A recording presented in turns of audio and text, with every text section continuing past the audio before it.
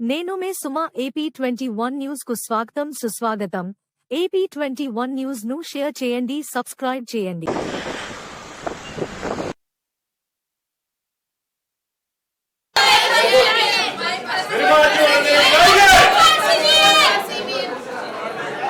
మరి అటువంటి పరిశ్రమ మూతపడి దాదాపు 40 సంవత్సరాలైంది. ఇంతవరకు దాన్ని మూసిలేదు. ప్రతి ఒక్కరు దాంట్లో సామాన్లు అమ్ముకోవాలని ఒక నాయకుడు ఆలోచిస్తారు. ఆ హోదా గురించి ఎక్కడన్నా కానీ ఒక ప్రెస్ మీట్ పెట్టాడా? లేదు. పోయి ఢిల్లీలో కేంద్రం పార్లమెంట్ సమక్ష సాక్షిగా నిరసనలు తెలియజేశారా? ముఖ్యంగా మన పెద్దలు గతంలో మరి అటువంటి పరిశ్రమలు మన జిల్లాలో కరువు కరువు కరువు పంటలు చేతికి సరిగా రావు, పండించిన పంటలకు సరైన ధర దొరకదు. ఇటువంటి వాతావరణంలో రైతన్నలు ఈరోజు గుంటకల్ కాన్స్టిట్యున్సీ గుత్తి పట్టణం నందు యువతని ఉద్దేశించి ఇక్కడ కార్యక్రమం చేశాం. మరి యువత ఈరోజు పడుతున్న కష్టాల నుంచి వాళ్ళు బయటపడి వాళ్ళ యొక్క కలలు కన్న బంగారు భవిష్యత్తుని చేరువుగా రావాలంటే వాళ్ళ యొక్క మొట్టమొదటి ఓటు నారా చంద్రబాబు నాయుడు గారి ఆధ్వర్యంలో వినియోగించుకోవాలని యువతందరూ ఎదురు చూస్తున్నారు.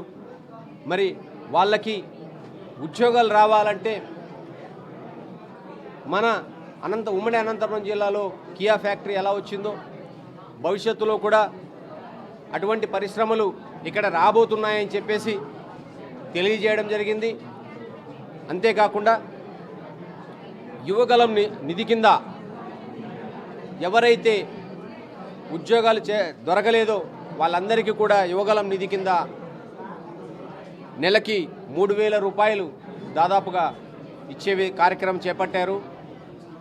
మరి 20 లక్షల ఉద్యోగాలు కూడా ఏర్పాటు చేసే విధంగా ప్రణాళిక చేశారు. ఏ పరిశ్రమలు ఎక్కడెక్కడ పెట్టాలనేటువంటిది కూడా రూపకల్పన జరుగుతున్నది. మరి అందులో భాగంగా మన గుత్తి పామిడి మధ్యలో ఈ మధ్యలోనే గార్మెంట్ ఇండస్ట్రీ ఒకటి పెట్టాం. అక్కడ దాదాపుగా 1000 కుటుంబాలకు ఉపయోగపడే కార్యక్రమం, మహిళలకి ముఖ్యంగా మహిళలను ఉద్దేశం చేసి కార్యక్రమం పెట్టాం. అక్కడ కూడా యువత మహిళలు ఎంతోమంది తమ ఉద్యోగాల కోసం భవిష్యత్తు గ్యారంటీ ఏర్పాటు చేశాం. అటువంటివి ప్రతి మండలంలోనూ దాదాపుగా 10 నుంచి 15 పరిశ్రమలు తీసుకురాబోతున్నాం. మరో 1.5 సంవత్సరం లోపల పూర్తి చేయబడతాం. మరి యువత అందరికీ కూడా చైతన్యం చేసి వాళ్ళ కళలు ఏవైతే ఉన్నాయో సార్థకత చేసుకోవడానికి మేము కంకణం కట్టుకున్నాం.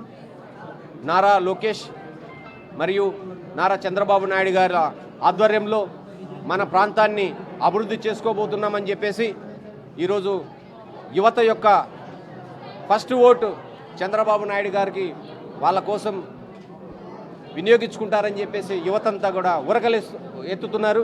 వాళ్ళందరికీ కూడా జై హో.